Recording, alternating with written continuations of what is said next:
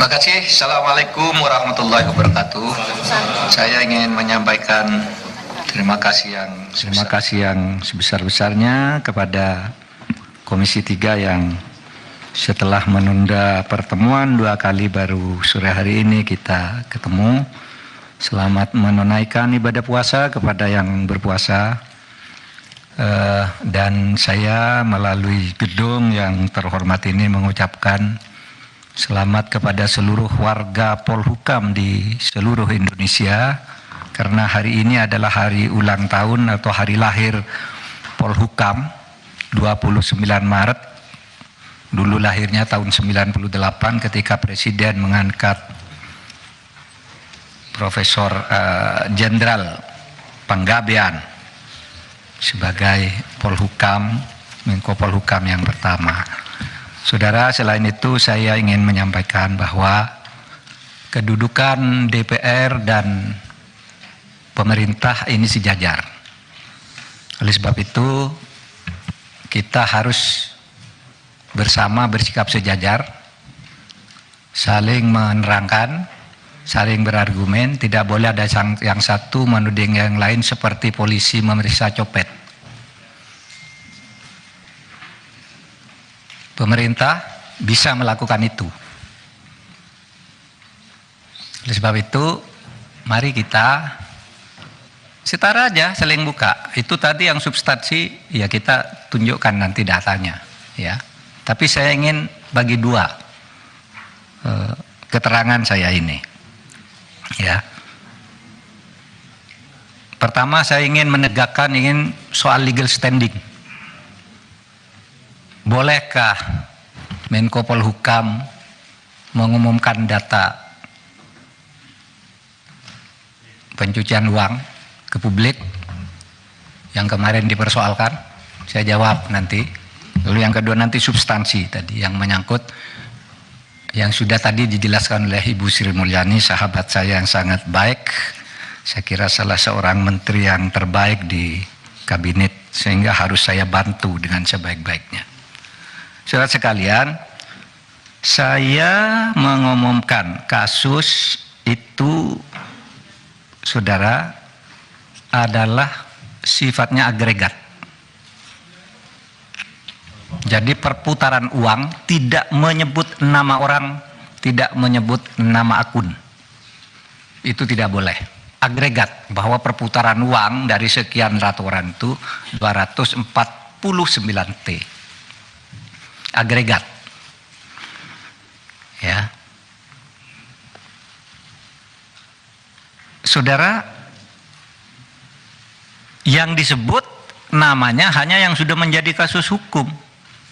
Seperti Rafael, Angin Prayitno, dan mungkin ada nama yang memang sudah menjadi kasus hukum, tetapi kasus hukum pidananya, kasus pencucian uangnya,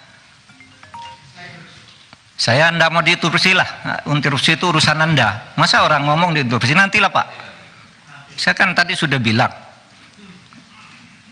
pakai interupsi tidak selesai-selesai kita ini. Lalu nanti saya yang interupsi dituding-tuding lagi. Saya tidak mau. Artinya kalau begitu, misalnya saya membantah lalu di sini ada berteriak, keluar, saya keluar. Saya punya forum. Saya setiap kesini dikoroyok, belum ngomong sudah diinterupsi, belum ngomong interupsi. Waktu kasus itu juga, waktu kasus Sambo, belum ngomong sudah diinterupsi, dituding-tuding, suruh bubarkan. Jangan begitu dong. Mati ya mic-nya. Pak Mahfud, kita teruskan aja dulu yang interupsi biaran. Oh oke, nanti ntar dibenerin. Lah tapi sedang. Tapi sebelah sini hidup mic-nya ini. Nyala. Silakan Bapak. Amis Bakum kemarin kalau mic-nya mati gimana saya ngomong? Ini hidup Pak Mahfud. Jangan-jangan disabotase ini. Enggak, kalau mau buka-bukaan ayolah. Di sini ada yang bisa dibuka, ada yang agregat nggak bisa nyebut nama. Kalau menyebut nama jangan-jangan ada orang yang di sini juga. Di ruangan sana jangan-jangan orang yang ada nama sini. Tapi kalau mau buka-bukaan ayo. Lah, nah ini kedengaran enggak? Kedengaran sana. Makanya, baik, ya. Saya tidak sebut nama, ya. Yang nyebut nama yang ketiga inisial bukan saya, Bu Sri Mulyani tadi. Itu nanti tanyakan ke beliau. Tapi itu justru salahnya di situ. Itu, saudara. Ini ada ketentuan nih di undang-undang yang tidak boleh menyebut itu kalau menyangkut ini identitas seseorang, kemudian nama perusahaan, nomor akun dan sebagainya itu ya. Profil entitas yang terkait yang melakukan transaksi, pihak terlapor, nilai, tujuan transaksi. Nah, itu semua tidak boleh disebut. Saya tidak nyebut apa-apa, hanya nyebut angka agregat. Oke, satu. Oleh sebab itu, saya harus jawab dulu satu persatu. 3 orang nih, Pak Arteria. Wah, katanya, ini bisa diancam dengan ancaman hukuman pidana 4 tahun. Karena itu lalu terpancing si Boyamin itu ngelaporin betul. Meskipun dia guyon sebenarnya. Biar yang dipanggil itu menjelaskan, katanya biar Pak Arteria. Dia mati dipanggil oleh polisi karena ada laporan, lalu apa salahnya? Itu kata si Pak Boyamin. Begini, saudara, apa dasarnya melapor ke ketua? Loh, saya ketua, jadi dia boleh lapor, boleh saya minta. Loh, kamu kan ke Pak Harto, ke Pak Presiden, kenapa lapor ketua? Ya memang kenapa saya ketua diangkat oleh Presiden, ada SK-nya. Terus untuk apa ada ketua, ada komite? Kalau tidak lapor, kalau saya tidak boleh tahu, itu satu, ya. Itu bisa dihukum 10 tahun. Beranikah saudara Arteria bilang begitu kepada Kepala BIN, Pak Budi Gunawan? Pak Budi Gunawan tuh anak buah langsung presiden. Anak buah langsung presiden dia, bertanggung jawab presiden, bukan anak buahnya Menko Polhukam. Tapi setiap minggu laporan kayak ini resmi, info intelijen kepada Menko Polhukam. Coba saudara bilang ke Pak Budi Gunawan, Pak Budi Gunawan, menurut Undang-Undang BIN bisa diancam 10 tahun penjara, berani enggak? Menurut pasal 44. Kan persis yang saudara baca kepada saya, bahwa kalau menyampaikan ke Menko Polhukam 10 tahun Pak BIN nyampaikan, bukan ke presiden tapi ke saya nih. Ini bulan Maret ada nih. Kok terus enggak boleh, gimana? Apa gunanya ada? Dan ini penting saudara. Karena apa? Ya. Karena saya bekerja berdasar info intelijen. Misalnya ada kayak gini, saya enggak bocorkan di sana, tapi tahu besok akan ada demo di sana. Kekuatannya sekian orang, korlapnya ini, kekuatan polisi yang diperlukan segini, sehingga saya tidak perlu rapat tuh kecil. Oh ini serius. Itu info intelijen, masa saya tidak boleh ngomongkan gitu? Tiap malam saya dengan Pak Budi Gunawan nih, di WA saya nih, info intelijen, Pak besok nampaknya ada demo di sana Pak. Oh iya Pak, sudah itu korlapnya ini kekuatannya segini aja Pak. Cuma cukup di Polsek, cukup di Polres, atau harus di Mabes. Kalau sudah perlu Mabes, saya undang rapat. Dan itu info intelijen, masa enggak boleh? Lalu mau dihukum 10 tahun Pak Budi Gunawan, untuk tugas dia bukan wahan Menko Polhukam, tapi selalu ngelapor resmi malahan kepada saya, ya. Nah, oleh sebab itu saudara, dan ini sudah lakukan banyak nih. Kok saudara baru ribut sekarang? Ini umumkan, dan saudara diem aja sejak dulu nih. Kita yang mengumumkan kasus Indosuria, yang sampai sekarang bebas di pengadilan, kita tangkap lagi karena kasusnya banyak. Itu kan PPATK, kok baru ribut soal ini? Lukas NMB ketika ditersangka ngamuk, rakyatnya turun, saya panggil PPATK, umumkan, uangnya di freeze. Kalau tidak begitu Anda bisa ditangkap dia. Kita tahu dari Mbak Intelkam Polri misalnya, itu gimana di Papua? menurut Intel, Pak, nasinya, cateringnya setiap hari turun, itu sudah tidak ada kekuatannya. Itu kan Intel, masa tidak boleh? Nah, oleh sebab itu, saudara, jangan gertak-gertak.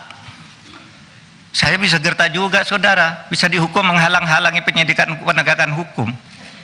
Iya, dan ini sudah ada yang dihukum 7,5 tahun, namanya Verdik Yunandi. Ya kerja-kerja kayak saudara itu. Orang mau mengungkap, dihantam, dihantam. Ingat kan? Itu. Saya bisa, saudara, menghalang-halangi penegakan hukum. Itu Verdik Yunandi. Masih ada itu. Saya sama saudara kan kerjanya dengan Verdik Yunandi, melindungi Setia Novanto kan? Nggak boleh dia ini, lalu laporkan orang, semua orang dilaporin sama dia. Ya, kita bilang ke KPK itu menghalang-halangi penyidikan, menghalang-halangi penegakan hukum. Tangkap. Jadi jangan main ancam-ancam begitu. Kita nih sama, saudara.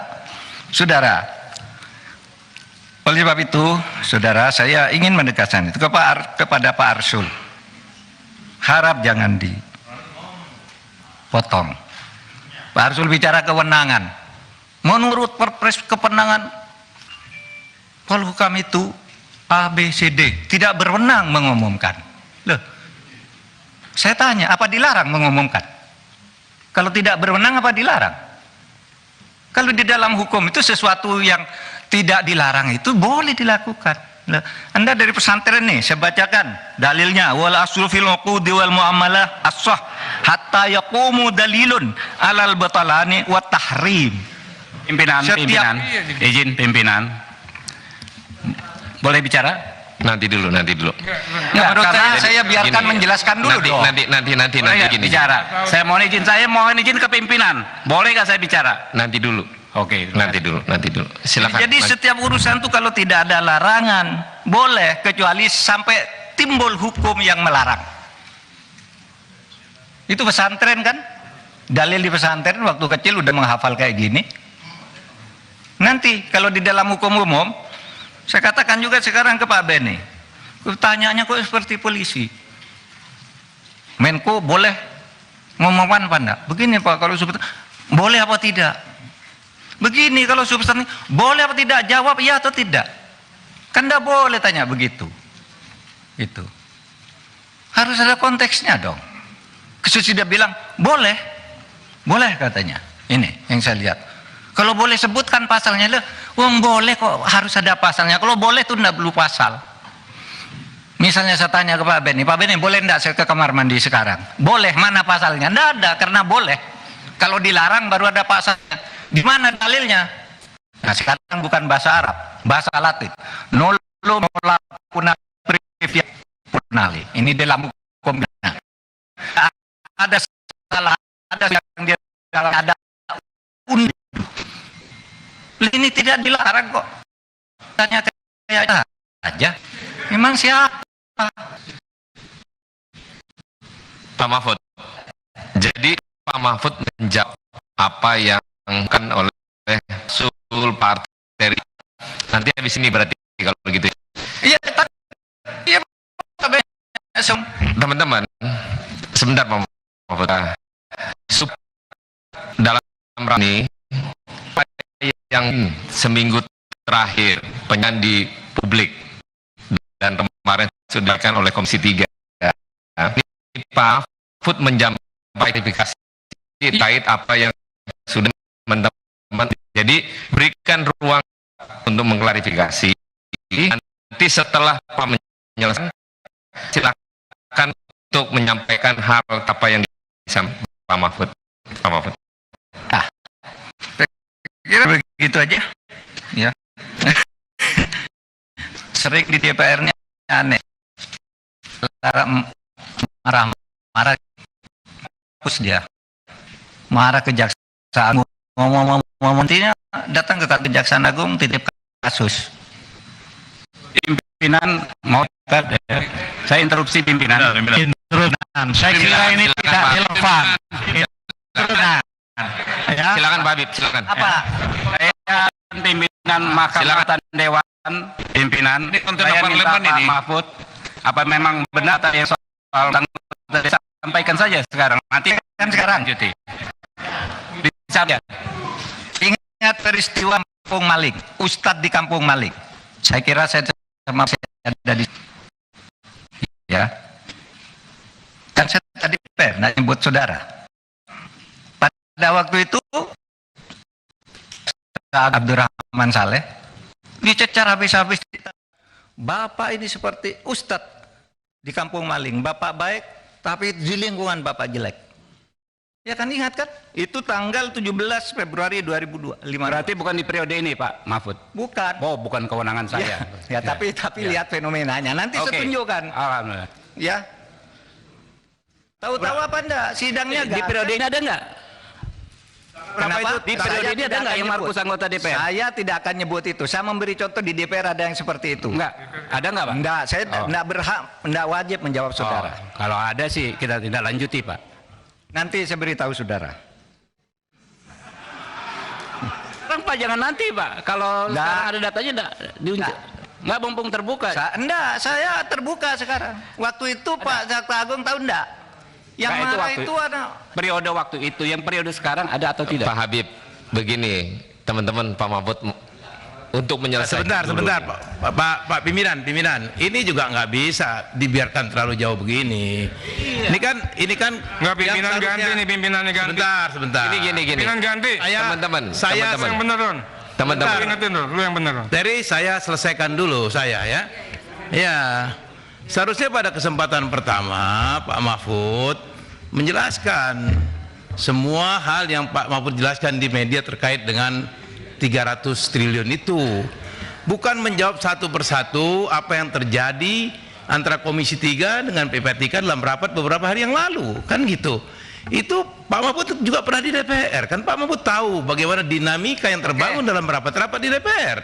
Sebentar, saya belum selesai. Saya kan nggak potong Pak Mahfud ngomong tadi.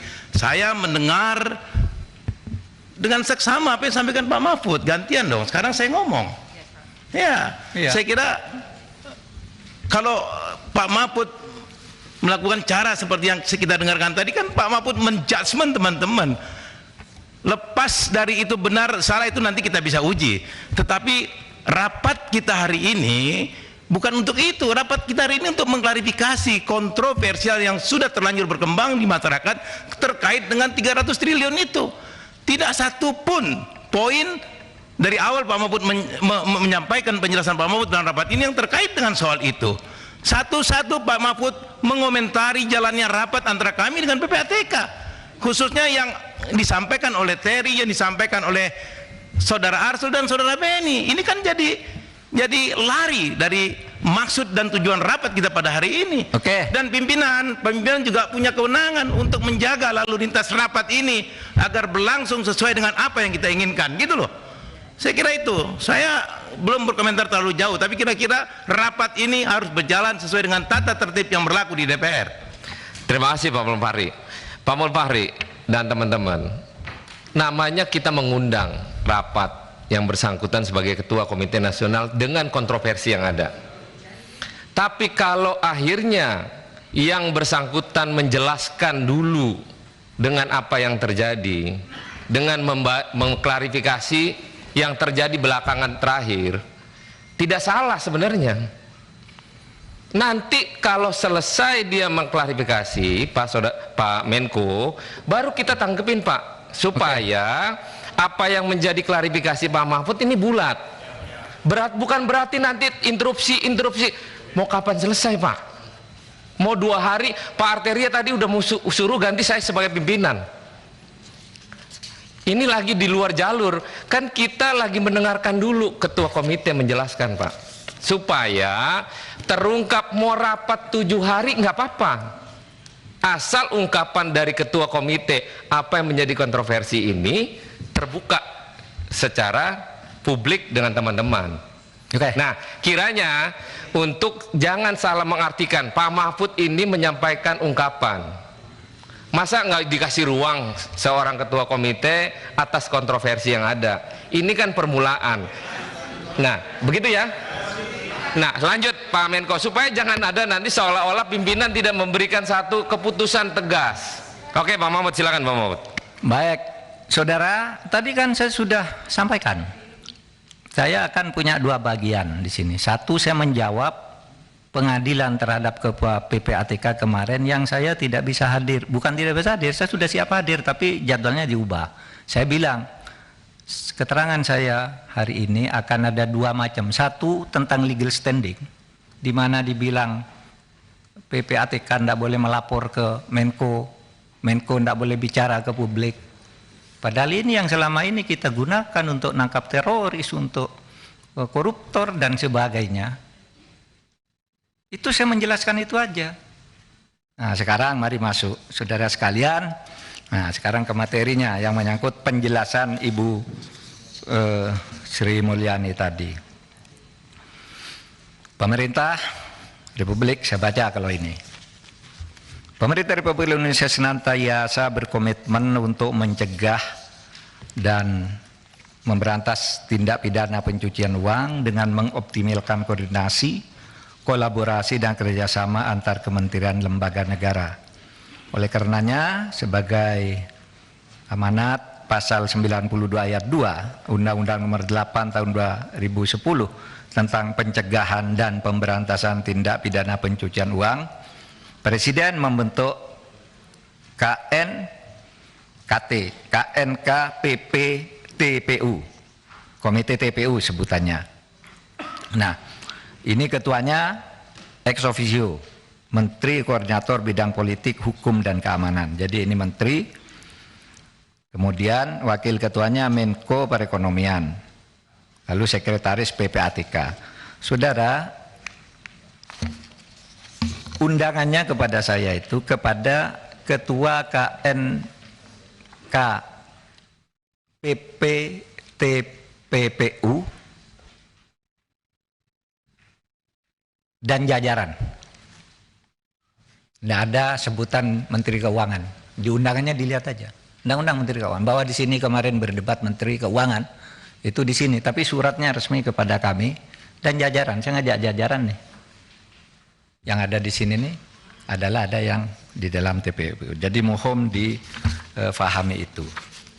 Nah, saudara sekalian, saya ingin menyampaikan secara singkat saja apa yang dimaksud dengan apa itu? Slide-nya sekarang. Slide berikutnya. Saya jelaskan dulu ketika saya nyebut angka itu artinya itu apa? Pertama, tindak pidana pencucian yang itu adalah satu, transaksi keuangan yang menyimpang dari profil, karakteristik atau kebiasaan pola transaksi dari pengguna jasa yang bersangkutan. Kalau profilnya menteri, kira-kira pendapatannya berapa? Kok tiba-tiba hartanya sekian? Nah, itu menyimpang dari profil, bisa dicurigai sebagai tindak pidana belum tentu pencucian, tapi dicurigai, bisa menurut undang-undang ini. Kedua, transaksi keuangan oleh pengguna jasa yang patut diduga dilakukan dengan tujuan menghindari pelaporan transaksi yang bersangkutan yang wajib dilakukan oleh pihak pelapor sesuai dengan Undang-Undang TPPU. Yang ketiga, transaksi keuangan yang dilakukan atau batal dilakukan dengan menggunakan harta kekayaan yang diduga berasal dari hasil tindak pidana atau transaksi keuangan yang diminta oleh PPATK untuk dilaporkan oleh pihak pelapor karena melibatkan harta kekayaan yang diduga berasal dari hasil tindak pidana. Nah, modusnya begini. Satu, kepemilikan saham pada perusahaan atas nama keluarganya. Dia ya seperti yang baru diumumkan tuh, RAT. Dia laporannya sendiri sedikit, rekeningnya sendiri sedikit, tapi istrinya, anaknya, perusahaannya, nah itu patut dicurigai karena pekerjaannya. Apakah itu betul pencucian? Nanti dibuktikan, tapi itu sudah memenuhi syarat. Yang kedua, pemilikan aset berupa barang bergerak maupun tidak bergerak diatasnamakan pihak lain, disimpan di tempat lain. Sekretaris Mahkamah Agung itu punya mobil mewah berapa, mobilnya disimpan di tempat lain, platnya diganti, kan muncul tuh di PPL. Itu pencucian uang, harus diperiksa. Yang ketiga, membentuk perusahaan untuk mengelola hasil kejahatan. Untuk perusahaan gitu, bikin hotel, hotelnya tidak ada yang beli, tapi asetnya besar sekali. Hotelnya ada orang masuk, hanya hotel Melati, tapi uangnya ratusan miliar. Nah itu bisa dicurigai sebagai pencucian uang. Ya. Penerimaan hibah yang tidak bergerak hasil kejahatan tanpa dilengkapi akta hibah. Tidak ada hibah. Ada yang hibah, dikirim ke ayahnya, ini nyogok misalnya, saya disuap 5 miliar. Lalu di mana caranya nih? Dikirim ke ayah saya. Lalu ayah saya disuruh bikin hibah, oh ini dari ayahnya. Itu bisa. Ada juga yang rekening, saudara. Saya buka rekening 10 miliar atas nama saya. Lalu ATM-nya diserahkan Pak Sahroni, Pak ambil uang ini sesuka-suka kamu. Namanya saya. Tapi Anda yang ngambil di ATM setiap kau butuh sampai habis. Itu pencucian uang. Ya. Nah yang dikerjakan dari data ini adalah kerja-kerja seperti itu, menggunakan rekening atas nama orang lain untuk menyimpan hasil kejahatan, melakukan transaksi pembelian barang fiktif, dilakukan pembayaran namun barang tidak pernah dikirimkan. Misalnya begini, dari sebuah organisasi di Arab Saudi itu ngirim uang ke Gresik, apa? Membeli sejadah produk Gresik dan peci. Jelas pengirimannya ke satu perusahaan, tapi barangnya tidak pernah balik. Dari Gresik tidak ada apa itu, untuk dibuat bom. Itu pencucian uang di bidang terorisme. Gitu. Kemudian menyimpan harta hasil kejahatan dalam safe deposit box atau tempat lainnya masuk. Nah, saudara, dengan mengerti ini, maka saudara sekarang saya masuk ke dalam substansi perkaranya. Saudara, dari keterangan Bu Sri Mulyani tadi, saya ingin menjelaskan fakta dan nanti datanya bisa ambil di sini. Bisa saya tunjukkan di sana lalu ambil. Bahwa ada kekeliruan pemahaman Ibu Sri Mulyani dan penjelasan Ibu Sri Mulyani karena ditutupnya akses yang sebenarnya dari bawah. Sehingga apa yang beliau jelaskan tadi itu adalah data yang diterima tanggal 14 ketika bertemu dengan Pak Ivan. Sehingga disebut yang terakhir itu, yang semula ketika ditanya oleh Bu Sri Mulyani itu, ini apa kok ada uang 189? Itu pejabat tingginya yang eselon 1 itu. Oh enggak ada Bu di sini. Enggak pernah ada katanya. Ini tahun 2020 kata Bu, enggak pernah ada. Ada Pak Ivan, enggak ada. Baru dia, oh iya nanti dicari katanya. Dan itu nyangkut 189, nanti dijelaskan oleh Pak. Dan itu adalah pencucian uang, dugaan pencucian uang, cukai dengan 15 entitas. Tapi apa laporannya? Menjadi pajak. Sehingga kita diteliti, oh iya ini perusahaannya banyak, hartanya banyak, pajaknya kurang, padahal ini cukai laporannya. Apa itu? Emas. Ya. Impor emas, batangan yang mahal-mahal itu, tapi di dalam surat cukainya itu dibilang emas mentah. Diperiksa oleh PPT, diselidiki. Di mana? Kamu kan emasnya emas sudah jadi, kok bilang emas mentah? Enggak. Ini emas mentah tapi dicetak di Surabaya. Dicari ke Surabaya, tidak ada pabriknya.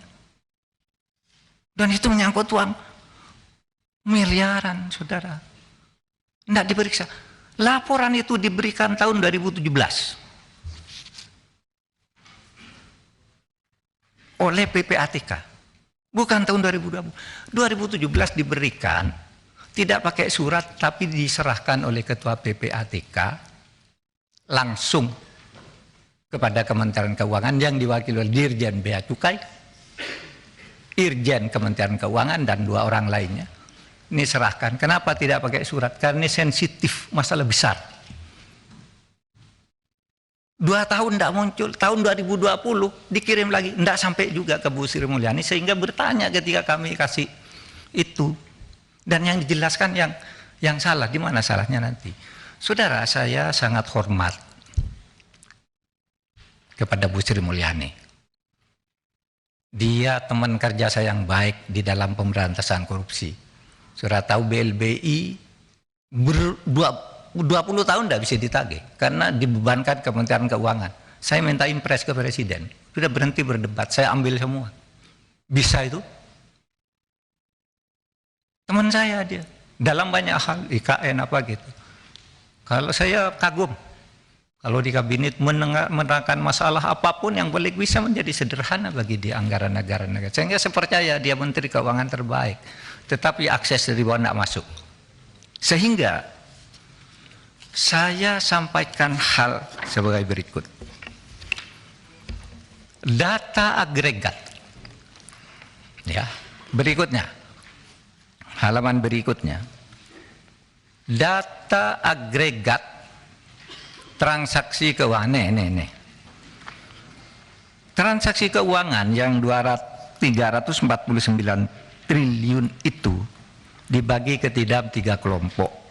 Satu, transaksi keuangan mencurigakan di pegawai Kementerian Keuangan.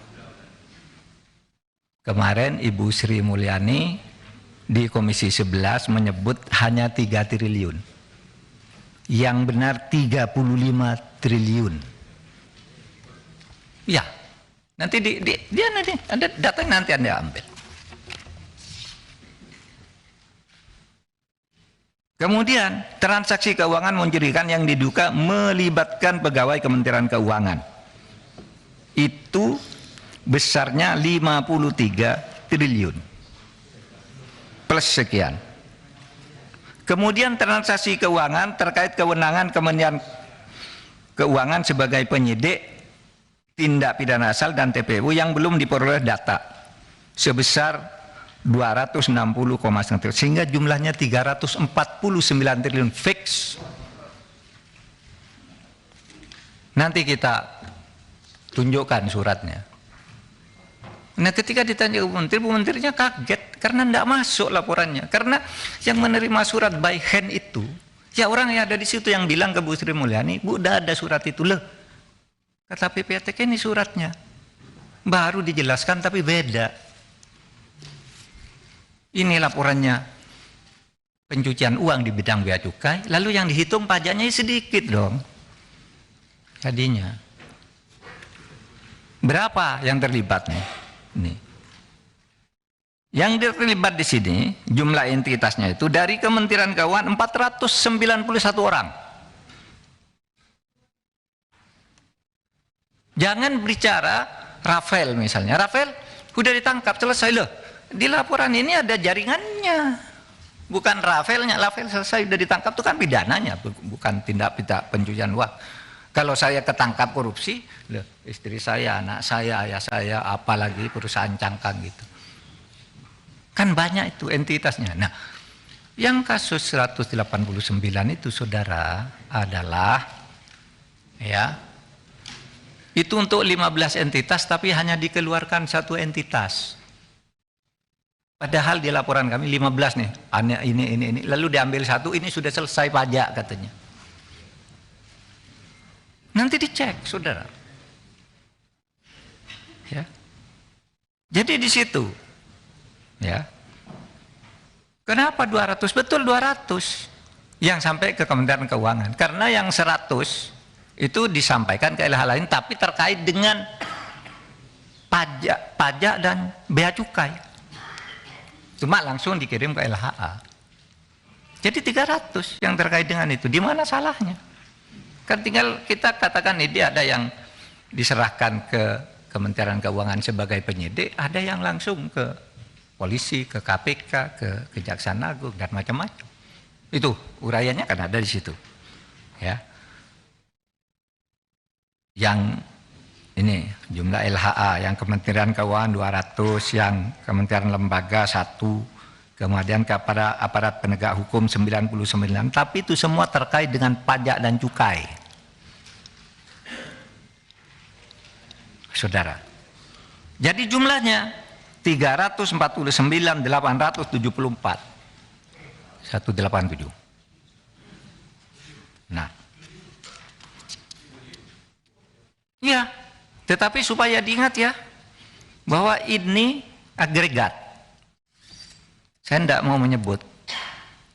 Kalau bukan agregat, itu sebabnya sebenarnya saudara, halaman berikut. Karena pengertian ini, pada tanggal 20 Maret, kami bersepakat dengan Menteri Keuangan untuk tidak ribut-ribut.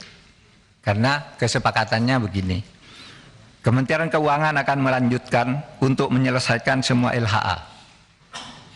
Waktu itu sudah oke. Yang diduga TPPU dari PPATK, baik menyangkut pegawai Kementerian Keuangan maupun pihak lainnya. Seperti yang telah dilakukan oleh Dirjen Pajak yang telah berhasil. Malah kami mengatakan, dari banyak itu kami menemukan Menteri Keuangan itu sudah berhasil mengembalikan 7,0 triliun ya untuk pajak, ya karena dihitung pajak, jadi hitung pencucian uang 7,8 triliun untuk pajak, dan dari bea cukai masuk 1,1 triliun menjadi 8,11 triliun yang kembali dari laporan-laporan 349 ini. Sekali lagi 349 itu saya diminta menjelaskan betul-betul oleh Presiden, jelaskan kepada rakyat melalui gedung DPR bahwa TPPU itu artinya itu, beda dengan korupsi. Nah, orang tidak ngerti bedanya, lalu Menteri Keuangan korupsi itu tidak ada. Ini laporan TPPU. Saya yakin Bu Sri Mulyani itu, saya tahu betul itu. Sampai dia nangis di televisi, diwawancarai Rossi, diwawancarai Andi Noya, nangis. Saya tahu dia hatinya hancur. Dia bilang akan saya perbaiki ini anu. Ya saya tambah datanya. Wah, alun tuh begitu. Kok mulanya 56 jadi 500, sesudah dihitung itu, saya minta coba kasihkan saya lagi semuanya, agregatnya. Nah itulah yang saya kirim ke Bu Sri Mulyani. Jadi tidak benar kalau Bu Sri Mulyani baru menerima tanggal sekian, enggak, nanti saya kasihkan pada saudara, ada daftarnya. Yang pertama itu tanggal 10 Juni tahun 2009 sampai 300 saudara. Yang terakhir itu 11 Januari 2003. 300 itu. Rinciannya tadi 200 Kementerian Keuangan, ya, 1 KL, yang 1 ini. Yang non ASN tadi banyak loh, 570 yang terlibat. Nah itu pencucian uang. Nah, saudara, tentu Komite TPPU akan melakukan evaluasi terhadap LHA yang diduga TPPU dan telah dikirimkan PPATK kepada APH untuk mengoptimalkan penerapan Undang-Undang Nomor 8 Tahun 2010. Jadi kita optimalkan. Nah, saudara sekalian, saya nanti ingin minta waktu sedikit saja untuk dijelaskan oleh saya. Tolong ini ditayangkan nih, yang penyerahan surat-surat sejak tahun 2009 dilewatin aja. Ini halaman 1 sampai 24 surat. Ada nomornya semua. Ada tujuannya kepada siapa. Halaman 2 25 sampai 46. Halaman 3 47 sampai 66. Sampai 300 lah. Nanti saudara lihat sendiri. Tidak akan ditutup-tutupi. Katanya mau minta data, saya kasih data. Tapi agregat. Nah dari data yang agregat ini kalau saudara ingin silakan, itu DPR. Saya kan nyebut agregat. Angka untuk setiap surat ini sudah ada juga. Sehingga apa kesimpulan saya? Bu Sri Mulyani tidak punya akses terhadap laporan-laporan ini. Sehingga keterangan yang terakhir pun di Komisi 11 itu jauh dari fakta. Karena bukan dia nipu, dia diberi data itu, data pajak, padahal ini data bea cukai. Tadi penyelundupan emas itu. Yang tidak tahu siapa yang bohong. Tapi itu faktanya. Kalau tidak adu data, mari. Saudara mau undang kan, adu data dengan saya. Nah ini saudara yang saya katakan agregat. Nah, Saudara, saya ingin mengusulkan begini, sulit memberantas korupsi itu. Tolong melalui Pak Bambang Pacul, Pak, tolong Pak, undang-undang perampasan aset tolong didukung Pak. Biar kami bisa ngambil begini-begini nih Pak. Tolong juga pembatasan belanja uang kartal didukung Pak. Karena orang korupsi itu Pak, nurunkan uang dari bank 500 miliar dibawa ke Singapura, ditukar dengan uang dolar, lalu dia bilang ini menang judi karena di Singapura judi sah, lalu dibawa ke Indonesia sah. Padahal itu uang negara Pak. Itu pencucian uang Pak. Nah sekarang mari kita batasi, kalau belanja 100 juta Anda keluarkan dari bank mana, kirim ke bank mana. Jangan dari orang bawa koper tuh, yang satu kopernya berisi kertas, yang satu berisi uang, ditukar di atas pesawat. Itu yang banyak terjadi. Nah, satu yaitu undang-undang perampasan aset. Saya kira kemarin DPR dari Komisi 3 sudah ada yang bersuara agar Presiden segera mengirimkan surpres. Tolong, kami mengajukan sejak tahun 2020 dan sudah disetujui, dibalik tiba-tiba keluar lagi ketika akan mulai ditetapkan sebagai prioritas utama. Padahal isinya sudah disetujui oleh DPR yang dulu. Pemerintah lalu memperbaiki yang dulu oleh pemerintah dengan disepakati. Kami mohon disetujui, kami akan lebih mudah. Itu seperti ngambil itu Pak. Itu pencucian uang juga tuh. Dana BLBI. Dana BLBI itu 111 triliun Pak. Nggak bisa diambil. Lalu kami minta impres Pak. Buat impres kepada saya ambil. Nggak, ya berhenti berdebat. Saya ambil dulu, nanti ke pengadilan kalah enggak apa-apa. Dapat sekarang ini 29,9 triliun. Ada yang kalah di pengadilan 2 tapi tidak menggugurkan hutang, tapi karena pencucian uang. Barangnya dijaminkan ke pemerintah dengan surat tanda tangan di atas meter, tapi sertifikatnya tidak diserahkan, lalu dijual.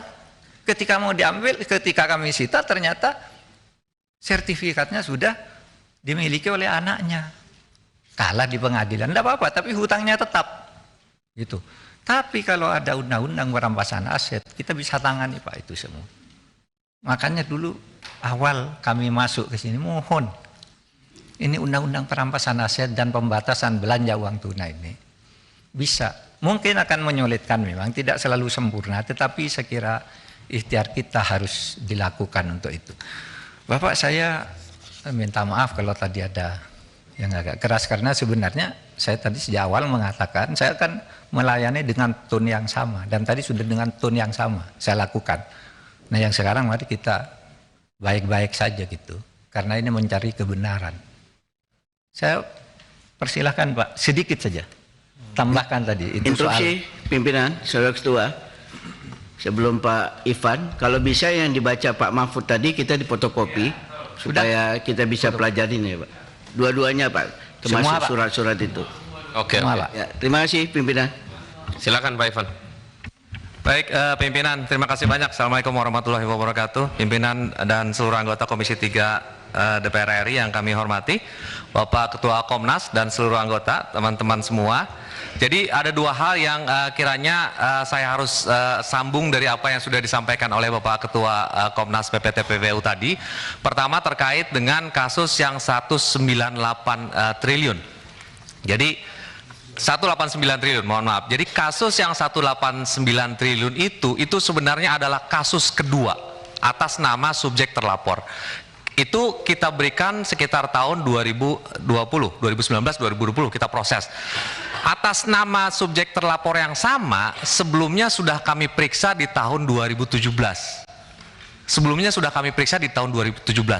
Dan kami sudah mengundang Kementerian Keuangan, dihadiri oleh Dirjen Bea Cukai, termasuk juga Irjen, untuk menyerahkan, menyampaikan, mempresentasikan berkas pemeriksaan pertama atas nama subjek terlapor yang sama. Jadi sebelum ketemu 189 di pemeriksaan kedua, kami menemukan subjek terlapor melakukan transaksi di periode 2014-2016 sejumlah 180 triliun lebih.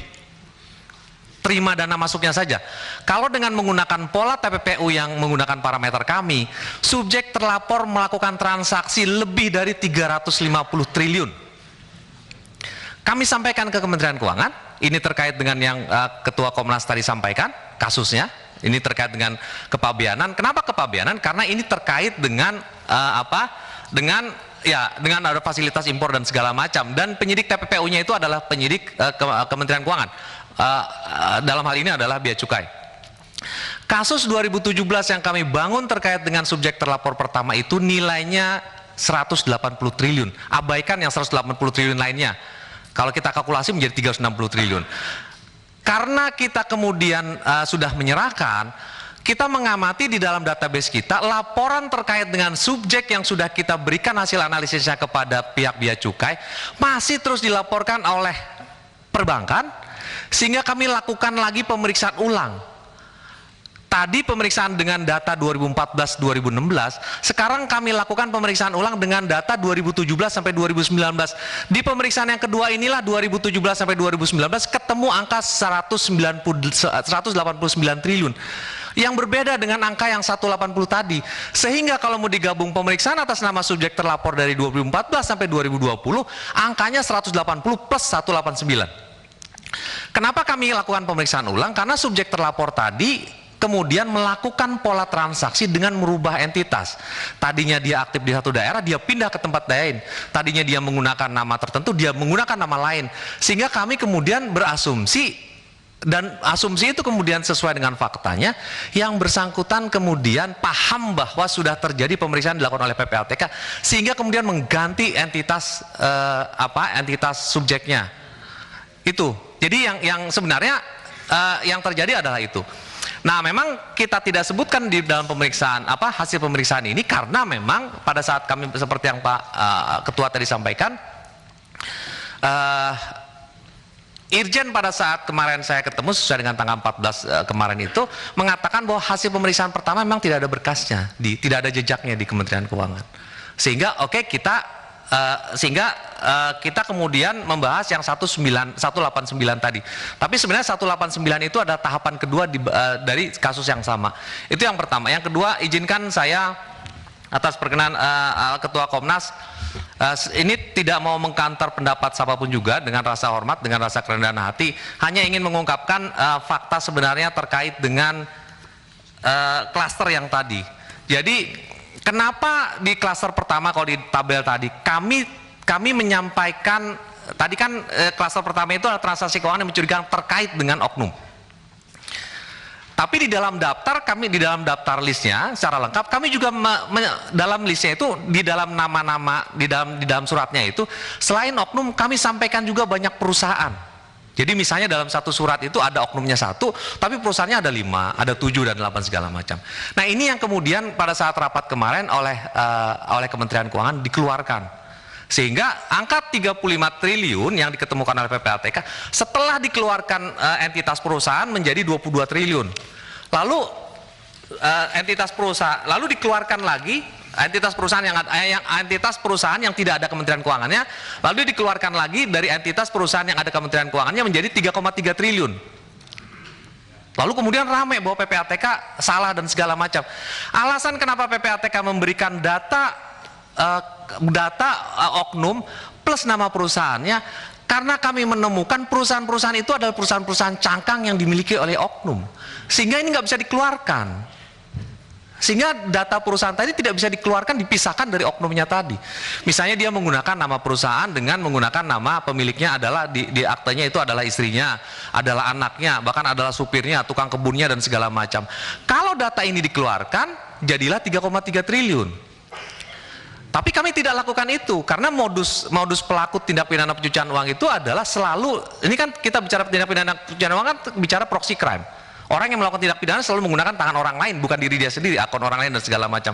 Sehingga kalau kami keluarkan data itu, nah kami justru membohongi penyidiknya. Kami masukkan nama-nama perusahaan, berikut nama oknum dia, disitulah ketemu yang namanya 35 triliun. Kalau dikeluarkan memang 22 triliun, kalau dikeluarkan lagi memang cuma 3,3 triliun. Tapi kenapa kami tidak bisa lepaskan ini? Karena kami mensinyalir berdasarkan data kita itu adalah perusahaan-perusahaan cangkang yang dimiliki oleh oknum tadi. Nah, makanya itulah perlu pembuktian. Makanya itulah perlu pembuktian dari dari penyidiknya sendiri. Mungkin itu Prof, cukup dari kami. Terima kasih pimpinan. Pimpinan. Anggota.